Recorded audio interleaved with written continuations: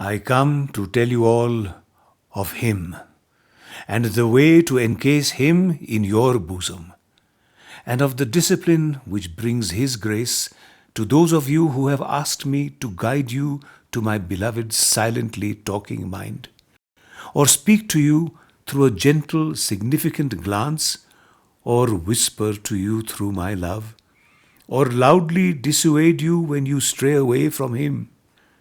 But when I shall become only a memory or a mental image or silently speaking voice, when no earthly call will ever reveal my whereabouts in unplumbed space, when no shallow entreaty or stern stentorian command will bring an answer from me, I will smile in your mind when you are right, and when you are wrong I will weep through my eyes, dimly peering at you in the dark, and weep through your eyes, perchance. And I will whisper to you through your conscience, and I will reason with you through your reason, and I will love through your love. When you are able no longer to talk to me, read my whispers of eternity. Eternally through that I will talk to you. Unknown I will walk by your side and guard you with invisible arms. And as soon as you know my beloved and hear his voice in silence, you will know me again, more tangibly than you knew me in this earth plane.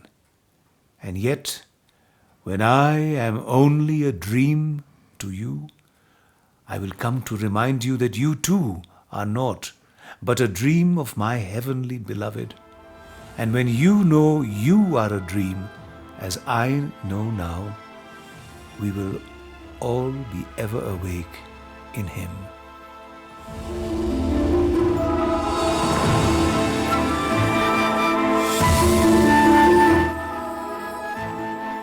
So Victor, it's been such a long time since we worked last together. The filming got over and everything, and took some time before we got to this point where we can have your thoughts on your real experience, a little in depth as much as you can, about your experience with the answer, and what it felt like to play the iconic Paramhansa Yogananda. It was a very rewarding experience. I enjoyed many aspects of it.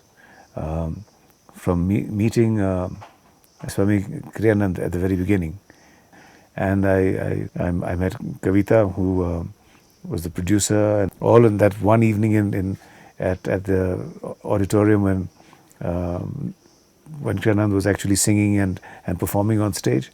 So it was all a very surreal experience when I was introduced as the person who's going to be playing Yoganand, and I turned around. I was sitting in the front row, turned around and bowed to the audience. I didn't know what I was doing. I didn't know what I was going to be involved in. My wife had read the autobiography of a yogi. I hadn't. So I knew very little about the fact that about him. But I did know he existed. I did know he was a very popular, best-selling author. But nothing else. And then I got your script, and I began to look at that, and it was again very interesting. And the challenging thing is, you see, in this world, and in India, where we live, it's the land of gurus, and here you're in the land of the gods, Dev Bhumi as they call it, Garhwal, Himalaya. And this is where all the gurus are. I mean, from Maharishi Mahesh Yogi to everybody, even Babaji, were all come from the mountains beyond these pines. Right. So the fact is, all gurus in India, about 80% of the people that go to see them are skeptics, and 20% are believers. 80% go there hoping there'll be some miracle performed, and then they'll see this God man, as someone very special. So you're labeled a fake, even if you're a genuine guru, and then you have to prove that you're, a proper guru. Now, how does one do that? So when people go to an ashram and listen to at a satsang or wherever, to a guru speak, their minds are questioning and doubting all the time. They're there trying to find a fault, see a flaw in the person's character. Now, when you're asked to play, actually act a guru, your baggage, is doubled and trebled, because as it is in the real world, you're not accepted as an honest person. Everyone thinks you're a fake. Now, when you're actually faking it as an actor, which you are, you've got this baggage of no one wanting to accept the fact that you're acting. It's going to be a ham performance, no matter how hard I try and make it look real. So that I thought was difficult to be able to convince all the followers of Yogananda. Well, as a person, I spent several hours on my own. Meditating is the wrong word. Let's just say seated in that little chapel at Ananda, staring at his portrait, staring at the portraits of his the other gurus, Lahiri Mahashaya and everybody, and Babaji, and having to convince myself that this isn't a normal assignment.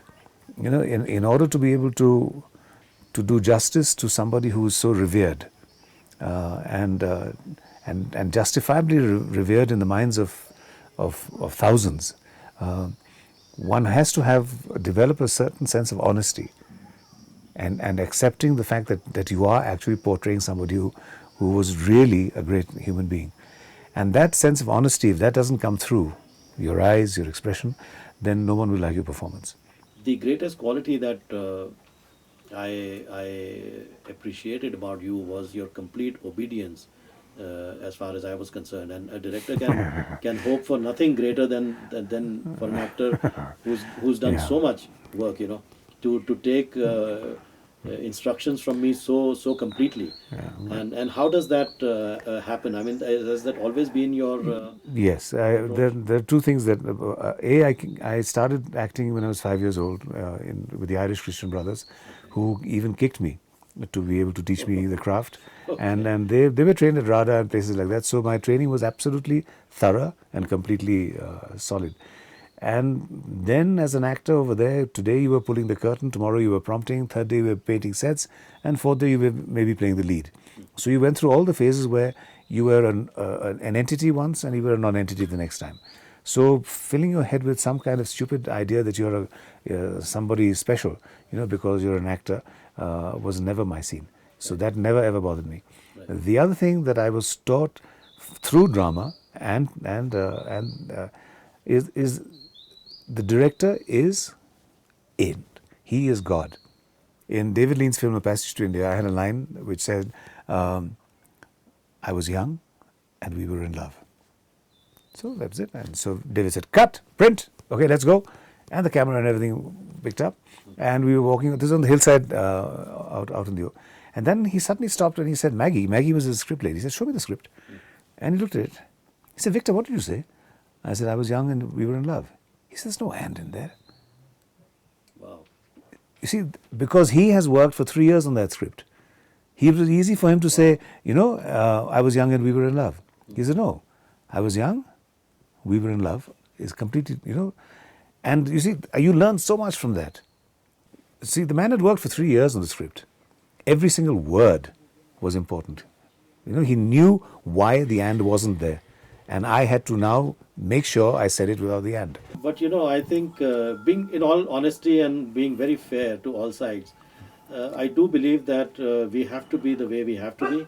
I mean, a director has to be very protective about his vision. Absolutely. And his concern has to be the end product. Absolutely. But in today modern times, it's important that a director has a very keen eye on the economics. Because if a film doesn't get its money back, there's no other film, there's no next film to make. And not just for you, for maybe a lot of other directors. You just kill the possibilities for everybody. Yeah. And then to the producer, in all fairness, Victor, I think if the producers weren't what they were, I think we would go and make films which would never get the money back. We'd go and spend everything on, the budget of 10 films. So I really think we are a very little harsh on them, including me. I'm talking about myself. We're very harsh on producers. We don't think of what their role is and how they have to hold everything together, put things in within budget and almost not really, considering I think Kavita uh, she really, in all honesty, was trying to do the best for the film. Yeah. And I know one thing, Yeah. frankly, Victor, it all began with her love for Swamiji.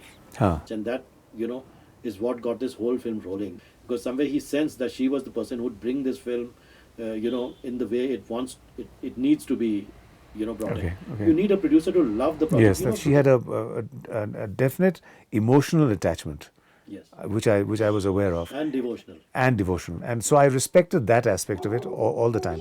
Her tolerance level and her understanding, I was amazed by. Yes. Yes. You know what she put up with and how Yes. she tackled it was Very rough amazing, time for her. amazing lady, amazing lady. I know, and she always smiled, huh? Yes. Through all of that, she always had a smile. Yes. You know, she didn't come around looking grumpy and angry. You look grumpier and angrier more often than she did. That's my real look. So it's also part of my where it works for me also, because people are scared of me. It's better that they're scared of me than I be scared of them. So now, Victor, the again a very cliched question, but I think it's a necessary question.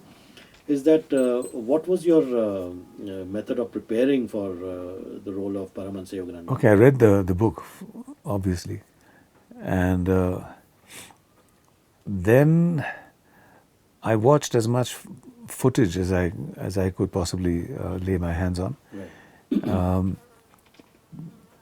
Basically, because I know that that it's important that you at least try and sit like him, walk like him, talk like him.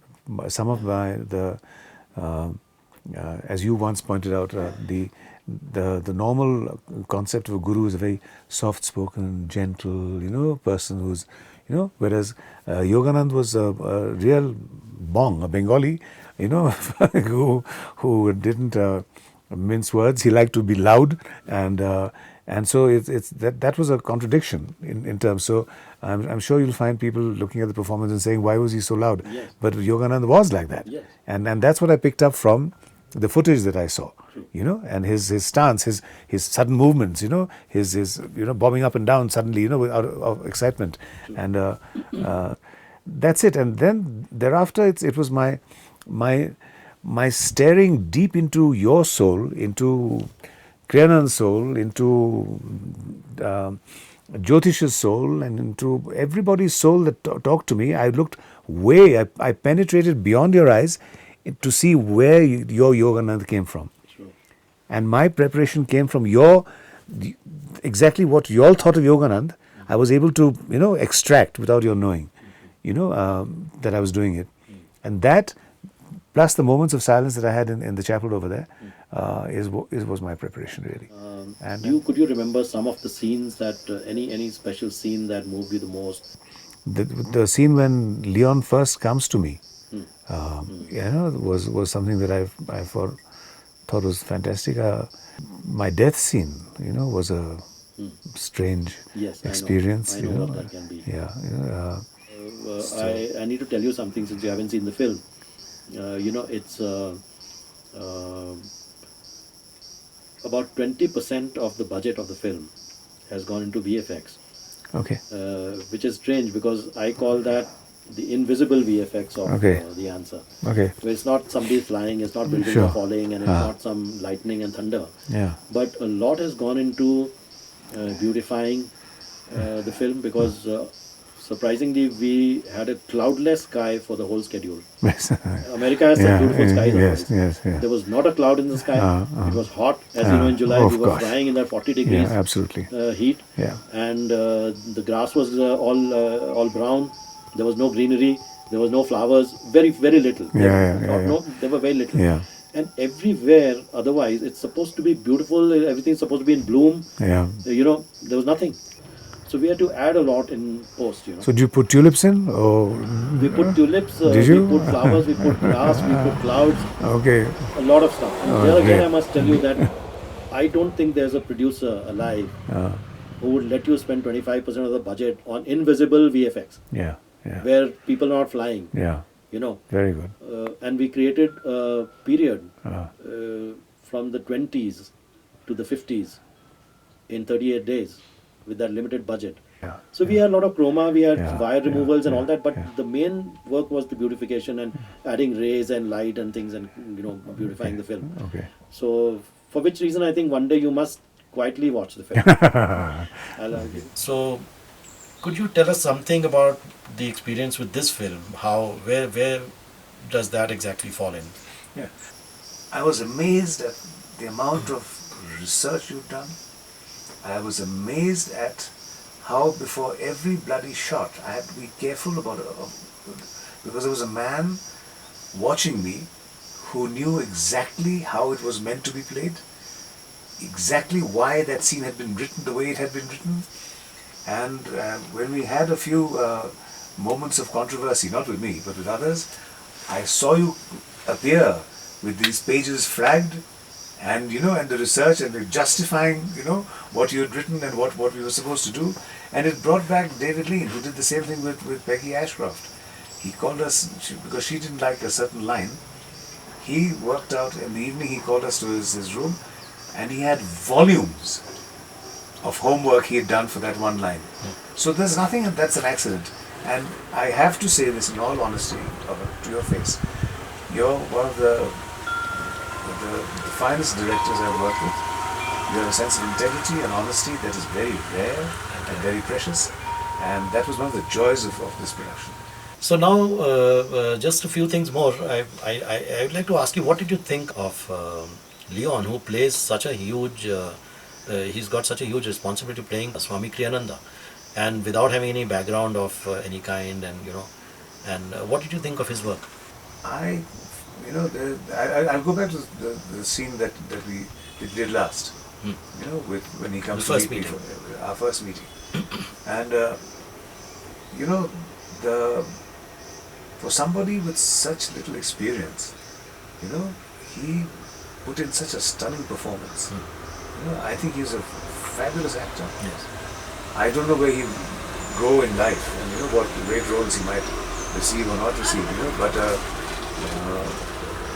he's a very sincere actor, very committed. He was hardworking, thought, never, he was a thinking actor. Yeah. He played it out like it was,